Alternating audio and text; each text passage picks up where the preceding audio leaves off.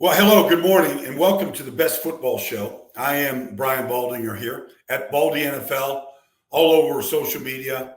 Had a couple general managers hit me up yesterday on Twitter or X about a couple breakdowns they did on their players.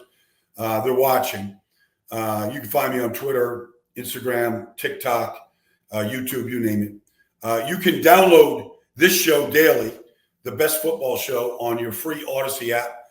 Download it, like it, subscribe it, all that kind of good stuff. So look, today, which is Thursday, August 14th, okay? Or August 15th, I'm sorry. August 15th, Thursday, August 15th, okay. Sometimes you got to remember where I'm at. But we got news yesterday that is just alarming to me. The Patriots trade Matt Judon from the New England Patriots to the Atlanta Falcons for a third-round pick. To me, it's like a fleecing. Like, I know New England is in a complete mass turnaround. Head coach, general manager, quarterback, the whole thing. It's all being turned around. I get that. Matt Judon is their best defensive player. Christian Gonzalez is back this year. But you look at the Patriots right now defensively, and you go, okay, all right, good. It's good to get Christian Gonzalez back. I mean, but, Christian Barmore is not playing. I mean, he's got blood clots. He's not playing. Matt Judon gets traded. To me, Matt Judon is a four-time Pro Bowl player. I was with him this year at the SAC Summit in Las Vegas for a couple days. Like, this guy loves the game, understands the game, can coach the game, and he's got a skill set. And I tell him, he's putting up numbers. Now, he got hurt in the second game last year. I get it. His first major injury of his career. But this guy's putting up numbers, doing things on the defensive side of the field that he's not letting tight ends free release. He's checking running backs coming out of the backfield before he ever just rushes the quarterback. And if you look at Atlanta, with their 8th pick, everybody thought that they would be drafting a pass rusher with the 8th pick, and they never did. They took Michael Penix Jr. They took a defensive tackle out of Clemson. But if you look at the one hole they have on their roster, it's at pass rusher. All right, Raheem Morris gets Matt Judon right now into defensive tackle, Onyemata, Jarrett, all that kind of stuff. They had, Arnold Ebiketie. They had different guys, but they don't have anybody like Matt Judon. This guy is a great player that understands the game. It's not just about numbers or sacks for him. He understands every phase of the game. The Patriots don't have a replacement in here. You can say Josh Uche. You can throw names out there. None of them are Matt Judon. So I think the Falcons got a lot better as they compete with Tampa for the NFC South crown. Tampa has won the division 3 years in a row. They're going for the fourth. This could be the one guy that could swing the balance of power. I predict the Buccaneers to win the division. But, Judon is, I don't know, it shocked me yesterday when I saw it. Anyways, Judon is now a Falcon. The Patriots aren't as good without him. That's that. Now, the other news yesterday is J.J. McCarthy is out for the whole season. It's really unfortunate. It's officially Sam Darnold's team. I thought there could be a competition. J.J. played well after the initial interception against the Raiders last week. Jack Jones picked him off. Jack Jones is a great player for the Raiders. He just has ball skills. Guy sees everything. Got quick eyes and quicker hands. So, but, after that, he really settled down, made a lot of good throws in the game. He's got good movement. You look at some of the throws that he made. It was impressive. The one thing about the injury, I can't remember the last time somebody said, okay, you've got a torn meniscus. You're out for the whole season. Like, I don't know. Like, I've never seen a meniscus tear take a whole season to recover. ACL tears, Achilles tears, yes. But when I heard, okay, I heard meniscus at first, and I'm thinking, okay, he'll be out 4 to 6 weeks. On the conservative side, meaning he has a chance to be back in 4 weeks, which means here we are, 3 weeks to the start of the season.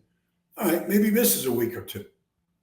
When I saw that he's out for the whole year, I've never seen that before, ever. But let's just face it, okay? They made that decision for whatever reason. He's out for the year. It's Sam Darnold's team. I'm a Sam Darnold fan. I was a Sam Darnold fan coming out of USC, third pick in the draft by the Jets. He goes to the Jets. The coaches, general manager, the team, they weren't good. They fired everybody.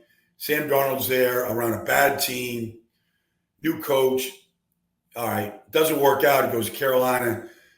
Horrible organization. Didn't work out. Like, he's in San Francisco last year. And for the first time, you look at it and you go, okay, he was around a stable organization. He was around a team, around the quarterback that was really good. Christian McCaffrey, all the receivers, the coach. I feel like Sam Darnold could have a renaissance the way we saw Baker Mayfield have a renaissance. I feel like they could be very similar situations. Baker Mayfield took a team in Cleveland to the playoffs, won a playoff game against the Steelers, but he had injuries. And then, all this stuff that came out about him. And he went to Carolina, and it didn't work out. Heck, he went there in July or August. He didn't really have a chance to learn the offense, and he's thrown out there. And then Baker goes to a place where there's Todd Bowles, who's got coaching stability. He's got real receivers and Evans and Godwin, all these things. He's got a good defense, and he wins a playoff game.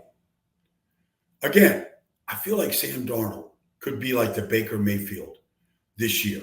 Like, Kevin O'Connell can coach.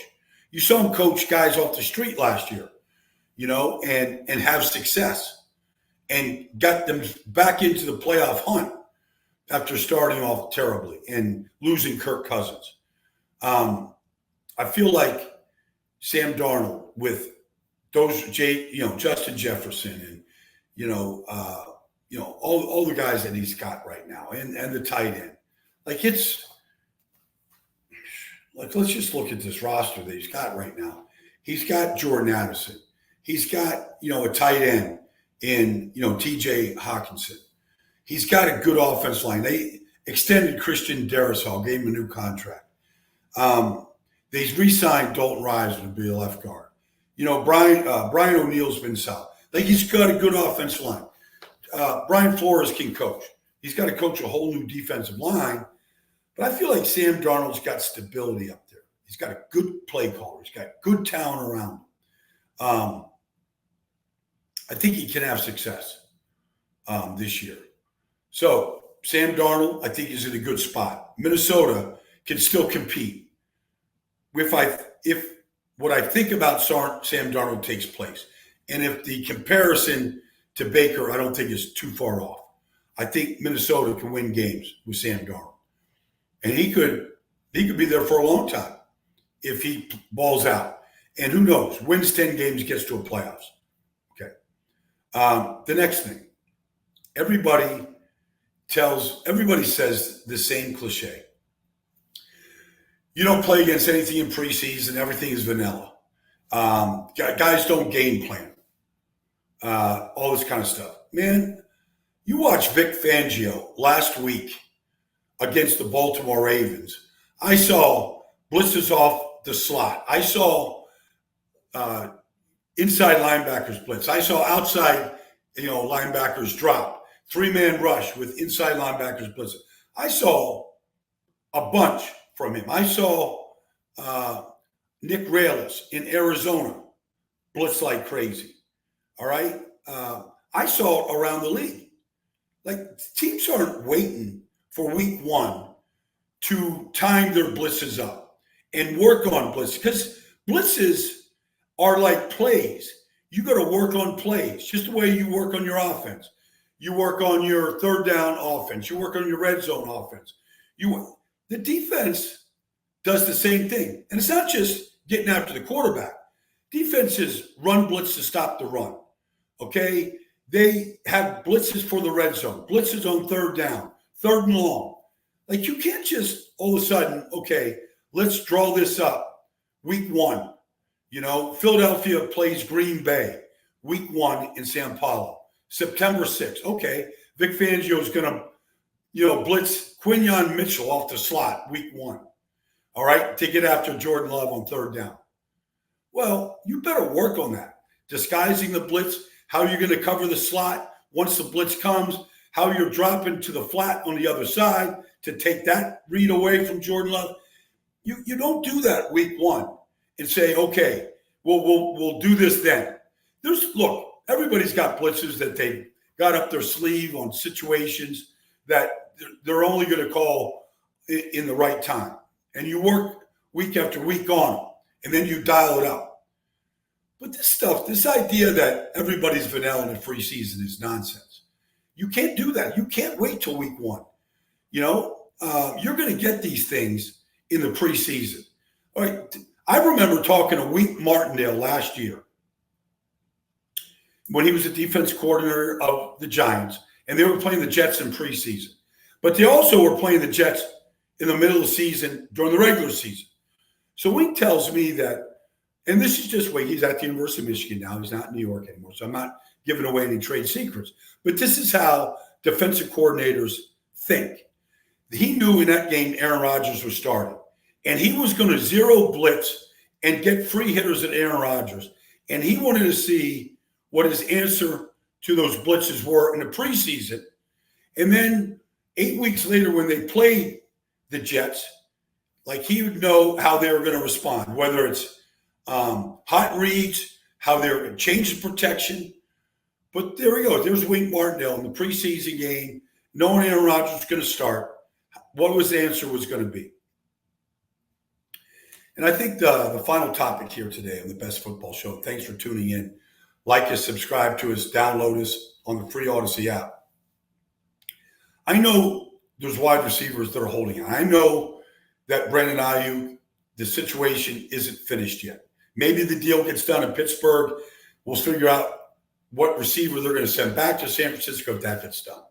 That's out there on the table. We know Jamar Chase hasn't played in the preseason. But this thing with CeeDee Lamb feels odd and dangerous to me. CeeDee Lamb caught 1/3 of all of Dak Prescott's completions last year. Caught 135 balls. All his production done since he came in this league is gone up. The guy, the whole offense goes through CeeDee Lamb, especially with the change at running backs that they have. Like, Dallas was the number 1 ranked offense in football. They scored more points than anybody. Now, look, they also, over the last 3 years, took the ball away more than anybody else in this league under Dan Quinn. They got a lot of extra at-bats. They got a lot of defensive touchdowns. That goes in to the number 1 ranked offense in scoring the most points. Defensive touchdowns, turnovers. But the offense was good, and it is good in the offense. But it is about CD and how they move him around. The different places they put him. In motion, in the slot, out wide, over the middle. He's fearless over the middle. Fearless. Like, he is a true number 1 wide receiver. And right now, they're lining up with Brandon Cooks and Jalen Tolbert and Jalen Brooks and some rookie out of Southeast Missouri State named Ryan Flournoy. Like, they're not even close to being the same offense. While they're trying to work in Tyler Guyton at left tackle and trying to figure out if Cooper Beebe can be the starting center, and losing Tyron Smith and losing Tyler Biotis, 2 like entrenched starters in their offense. And now you take CeeDee Lamb out of the offense? Like, there's no way they're ever, like, I can see Cincinnati still being good. Even with, because they played without Jamar Chase before. And they were still good because Burrow's just that good. And they have guys, Trenton Irwin and, Yoshi. They got, they've got young guys that they can throw to. Dallas has no replacement if CeeDee Lamb is not on the field. They just don't. San Francisco can still be a great offense. Heck, they've got McCaffrey and Debo and Kittle and all these other guys that have played. No, Dallas can't be, I don't know how competitive they are without, he's just that good. And he's that dependable. Like, his hands are great. And that production last year was ridiculous. Now, maybe they got a plan in place, and maybe CD doesn't need a lot of practice time, and they could sign him week before their start, the week of their starting game, September 2nd, they could sign him. And maybe September 8th, CD goes off. Maybe. I believe quarterbacks and receivers still need work to get their timing in. And he hasn't been there. Off-season, OTAs, mini camps, preseason. I think it's a problem. I think it's a problem every day that this thing drags on. And Dak is never going to say anything. He's going to give you the company line. We're going to, work on it. It gives other guys a chance for me to get a timing with. And when CD gets back, we'll be good. All right. I want to see how this gets done. Because we know in San Francisco, a big part of the fact that Ayuk isn't signed is they've signed every great player over the last years. Nick Bosa, McCaffrey, Trent Williams, and they got to get Trent done now. The guys on defense. Dallas, who's Dallas paying that they can't get CeeDee Lamb done? It's like, I just don't get it. Tyron Smith is gone, and all right, they pay Zach Martin. Okay. Like Ezekiel comes back on a nothing contract. It's just bizarre to me. They can't get this deal done. And why would you even think down the road that CD isn't going to be a Cowboy? Like, 88 is a special number in the history of the Dallas Cowboys. Michael Irvin, Drew Pearson, Dez Bryant. Like, it's an important number in Cowboy history. Drew Pearson put 88 on in 1973. For 60 years, that number has meant something to the Dallas Cowboy franchise. Or 50 years, I guess. Like, CD has to get done. All right, anyways, enough. If you can't tell already, I'm as big a CeeDee Lamb fan as there is in this whole business. Like, that guy is an amazing player to me. And Dallas needs to get him in there, and he needs to get working. I'm sure he's in shape and all that stuff, but he needs to work with this offense. And that's just the way it is.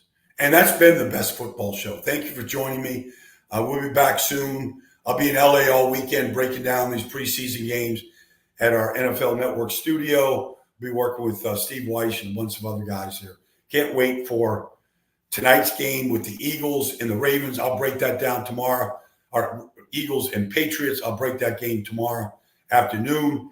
And then we got a big slate of games coming up on Saturday this week. And I'll be in the studio breaking them all down. Thanks for joining me, everybody. It's been the Best Football Show. And I am your host, Brian Baldinger, at Baldy NFL.